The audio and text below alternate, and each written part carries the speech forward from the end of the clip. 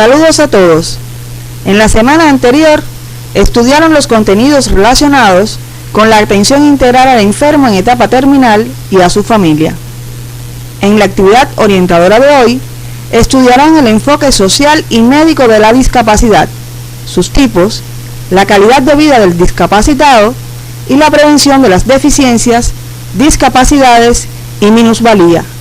Aspectos estos de gran interés para el médico que se desempeña en la atención primaria de salud.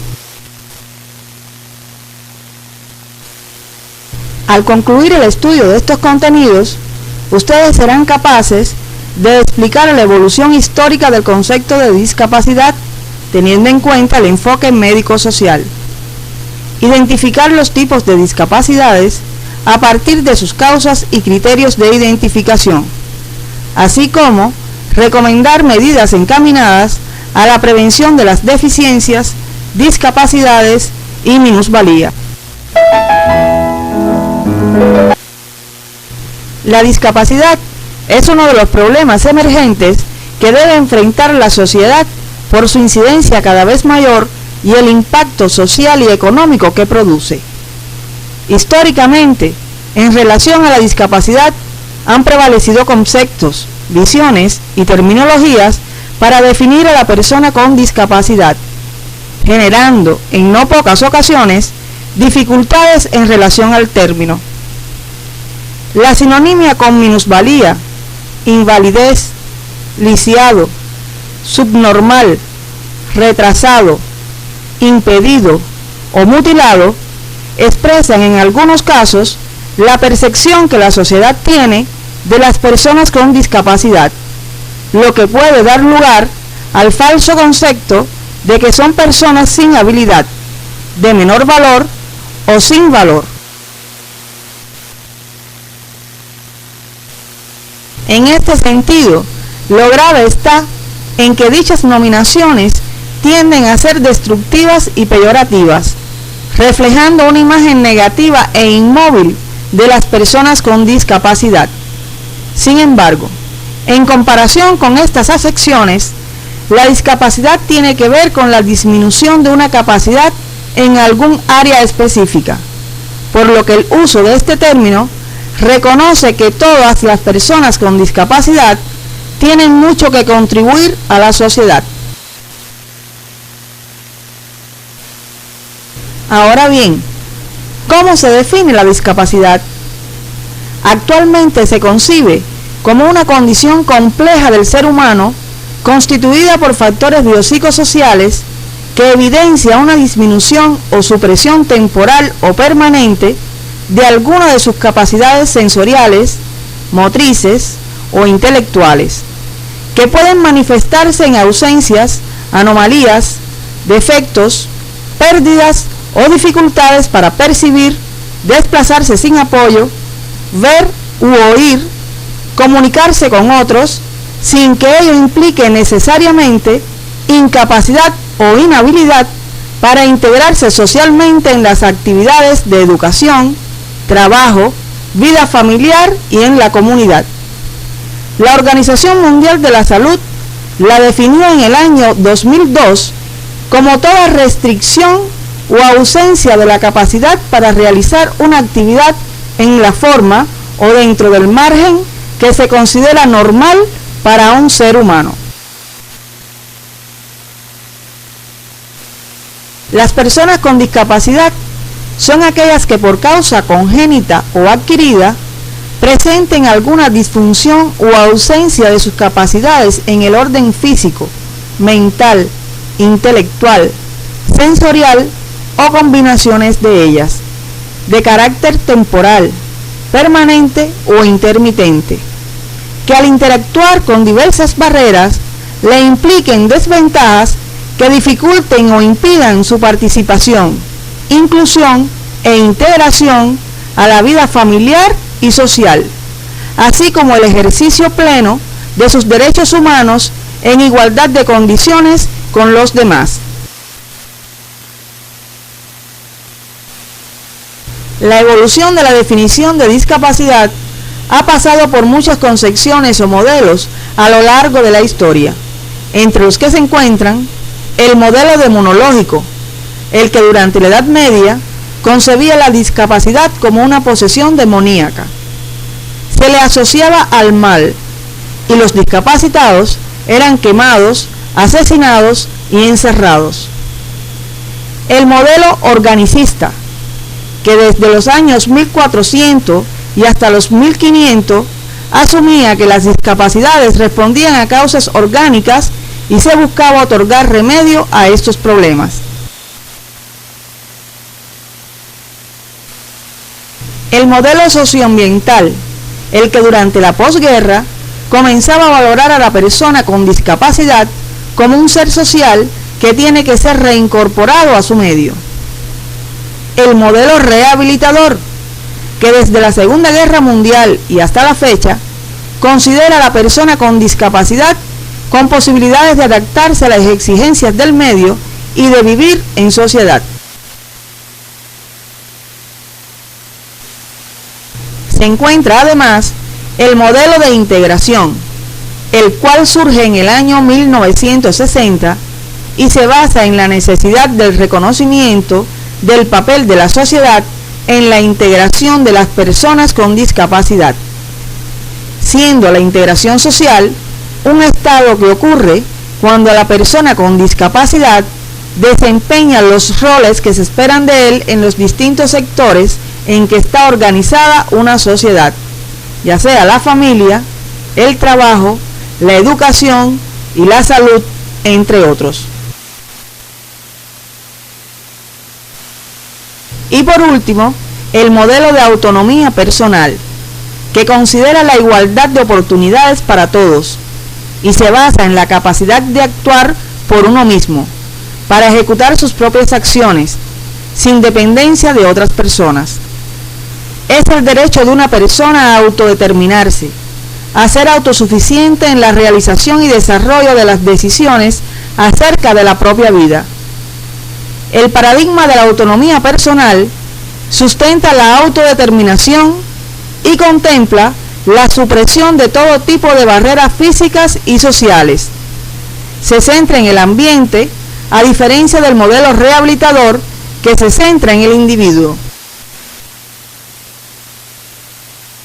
Es de destacar que una alteración a la salud puede producir afectaciones del estado funcional de la persona en los niveles corporal, individual y social, asociados al estado de salud en un momento determinado.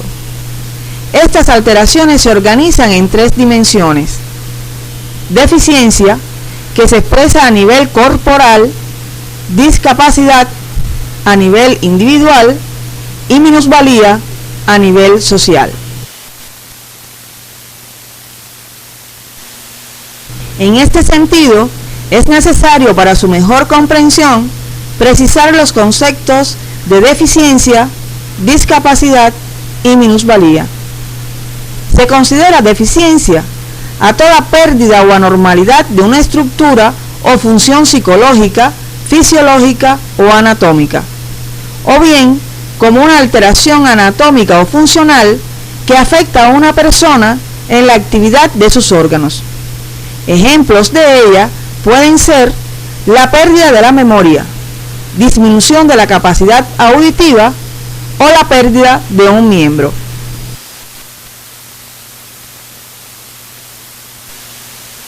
La discapacidad es la consecuencia de una deficiencia sobre las actividades físicas, intelectuales, afectivo-emocionales y sociales. También se le puede definir como toda restricción o ausencia de la capacidad para realizar una actividad en la forma o dentro del margen que se considera normal para un ser humano. Ejemplo de ello lo encontramos en pacientes con trastorno de la capacidad de aprendizaje, afectaciones para la deambulación y la dificultad para vestirse por sí solo. Por otra parte, se considera la minusvalía como una situación desventajosa para una persona determinada, consecuencia de una deficiencia o de una discapacidad que limita o impide el normal desempeño en función de su edad, sexo, factores sociales y culturales. Pasaremos ahora al estudio del enfoque médico y social de la discapacidad. El enfoque médico de la discapacidad fue muy extendido a lo largo del siglo XX. Estaba relacionado con el deterioro de una condición o función respecto al estándar general de un individuo o de su grupo. Se refiere al funcionamiento individual. En el caso del enfoque social, se basa en el estudio de la interacción entre una persona con discapacidad y su ambiente, principalmente el papel de una sociedad en definir, causar o mantener la discapacidad dentro de esa sociedad, incluyendo actitudes o normas de accesibilidad que favorecen a una mayoría en detrimento de una minoría. Está demostrado que es el medio, en gran parte, el que determina el efecto de la deficiencia o discapacidad, lo cual incide no solo sobre la persona, sino sobre el mismo medio.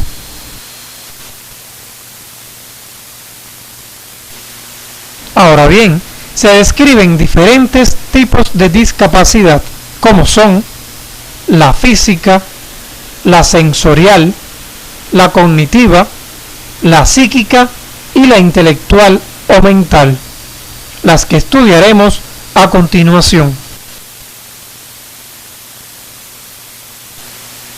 La discapacidad física se puede definir como una desventaja resultante de una imposibilidad que limita o impide el desempeño motor de la persona afectada. Esto significa que las partes afectadas son los brazos y o las piernas. La misma se presenta por la existencia de diversas causas que pueden ser congénitas y adquiridas. Entre las primeras se encuentran los factores congénitos, hereditarios y cromosómicos, y entre las adquiridas, los accidentes y enfermedades degenerativas, neuromusculares, infecciosas o metabólicas, entre otras. Los criterios para identificar este tipo de discapacidad son antecedentes de enfermedad, lesión o daño que han afectado el sistema nervioso o el sistema osteomioarticular, limitaciones en el desplazamiento de los miembros o partes de ellos y la utilización de aparatos o aditamentos para realizar sus desplazamientos. La discapacidad sensorial corresponde a las personas con deficiencias visuales, auditivas y a quienes presentan problemas en la comunicación y el lenguaje. Entre las causas que la producen se encuentran las congénitas y las adquiridas. Las congénitas pueden ser provocadas a través de ciertas enfermedades durante el embarazo, como son rubiola, sarampión, sífilis, citomegalovirus y toxoplasmosis, además de la ingestión de medicamentos y sustancias tóxicas que dañan el nervio óptico o el auditivo. Las adquiridas pueden ser ocasionadas por traumatismos, predisposición genética o por infecciones.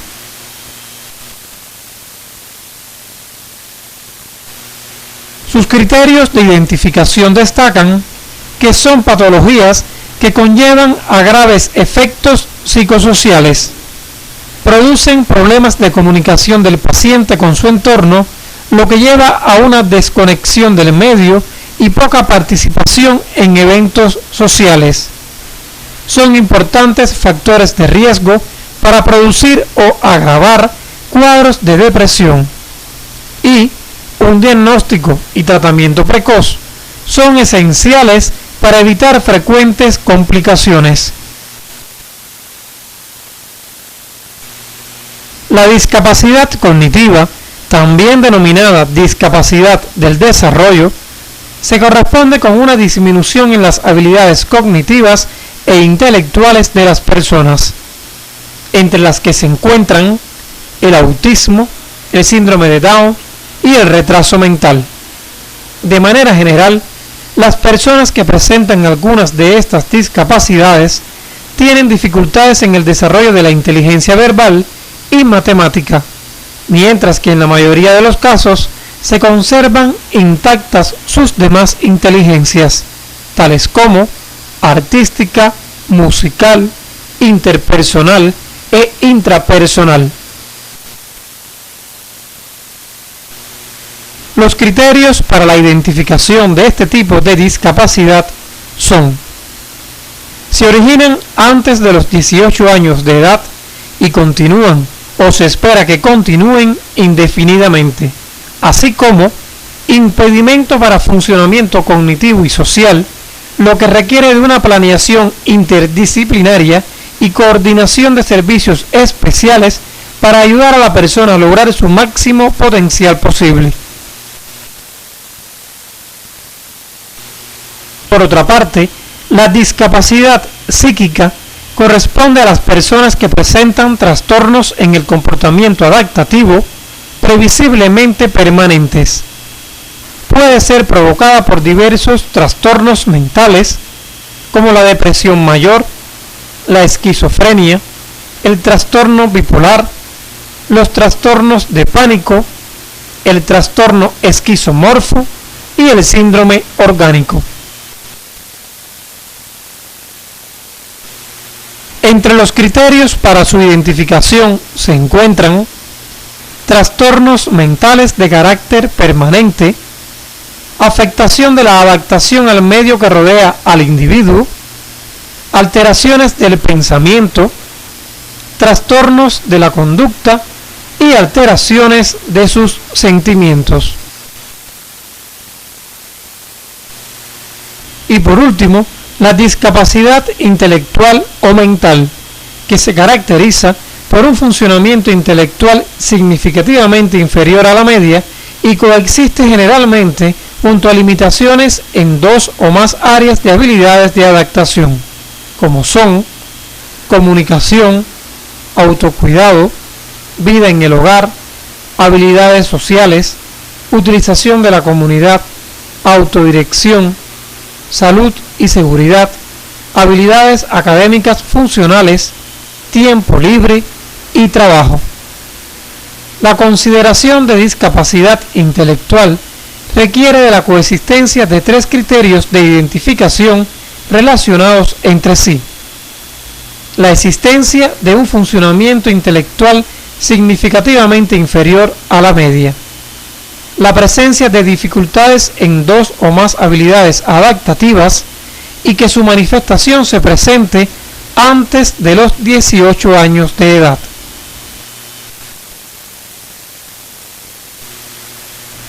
Entre sus principales causas se destacan los factores genéticos, como por ejemplo el síndrome de Down, las alteraciones del desarrollo embrionario, en las que se incluyen las lesiones prenatales, los errores congénitos del metabolismo, como la fenilcetonuria, problemas perinatales relacionados con el momento del parto, enfermedades infantiles que pueden ir desde una infección grave hasta un traumatismo, graves déficits ambientales en los que no existen condiciones adecuadas para el desarrollo cognitivo, personal y social, así como los accidentes.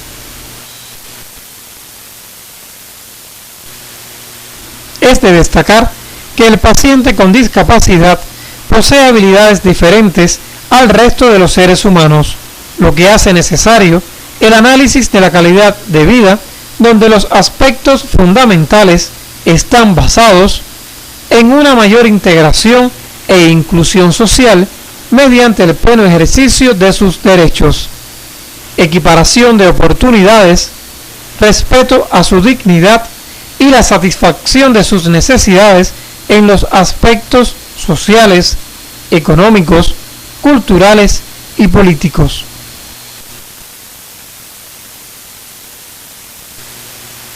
Para mejorar la calidad de vida en estas personas se hace necesario la habilitación vocacional y laboral, incluyendo lo médico, psicológico y social. El entrenamiento en el uso de instrumentos compensatorios de las deficiencias, la terapia psicológica y ocupacional, la preparación y asistencia a las familias y comunidades donde se desempeñan los discapacitados, además de las oportunidades recreacionales apropiadas desde el punto de vista físico y social. Por otra parte, es importante tener en cuenta que la discapacidad tiene un gran impacto a nivel individual y social, entre los que podemos mencionar desempleo o subempleo, incremento de la demanda de los servicios de salud y de la seguridad social, ingresos en instituciones sociales, restricción en la participación de actividades de carácter social, dependencia, abandono, maltratos, afectación en la familia, sobreprotección familiar, mayor vulnerabilidad, incremento de la morbilidad y la mortalidad, así como mayor pobreza y marginalidad en estos grupos. Un aspecto de interés en la atención integral al paciente discapacitado son los factores de riesgo que predisponen a las complicaciones. Ellos son tipo y gravedad de la discapacidad, presencia de varias discapacidades, grado de movilidad, enfermedades asociadas, enfermedad que ocasionó la discapacidad, nivel de independencia alcanzado, capacidad económica, disponibilidad de atención médica, grado de protección o apoyo familiar, existencia de barreras y condiciones de la vivienda.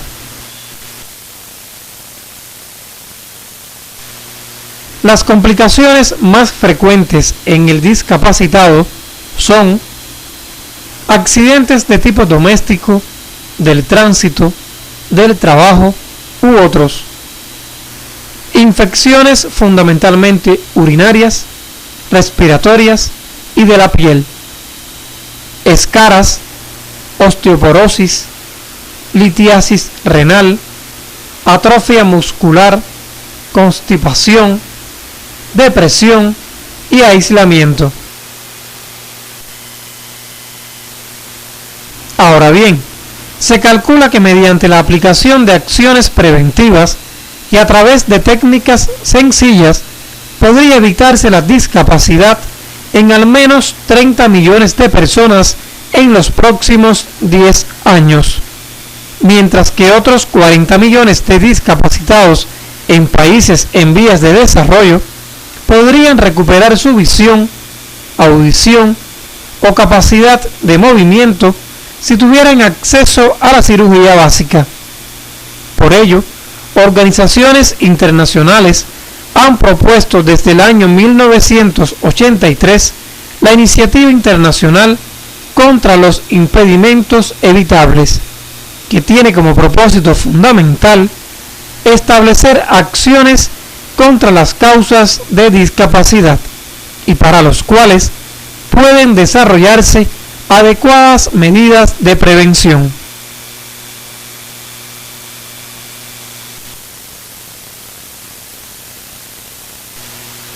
En este sentido, las organizaciones internacionales han propuesto 10 campos para intensificar los esfuerzos y así prevenir la discapacidad.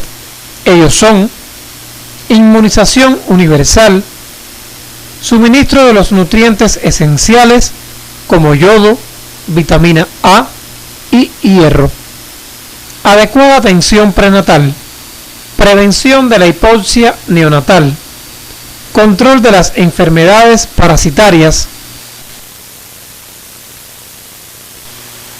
prevención y tratamiento precoz de las enfermedades del oído medio, detección precoz, tratamiento y limitación de las lesiones asociadas a la lepra, prevención de los accidentes, reducción en el consumo del tabaco y, por último, el establecimiento de servicios de cirugía básica para restaurar la vista, el oído y la movilidad. Por otra parte, se deben formular programas de investigación sobre las causas, tipos e incidencias de las discapacidades, las condiciones económicas y sociales de los discapacitados y la disponibilidad de los recursos existentes para hacer frente a estos problemas. Ejemplo de ello son los estudios de discapacidad desarrollados en Cuba y Venezuela, que con su carácter de investigación-acción permiten dar solución a los problemas identificados a través del establecimiento de acciones promocionales, preventivas y de rehabilitación para lograr la incorporación social de los pacientes con discapacidad. A continuación, le proponemos la siguiente tarea docente. Elabora un cuadro comparativo entre el enfoque social y médico de la discapacidad, teniendo en cuenta los aspectos siguientes. Consideración sobre el problema de la discapacidad. Características de la atención. Responsabilidad del control. Solución y finalidad. Para ello, debe revisar el artículo Atención Integral al paciente con discapacidad, que se encuentra en el CD de la asignatura.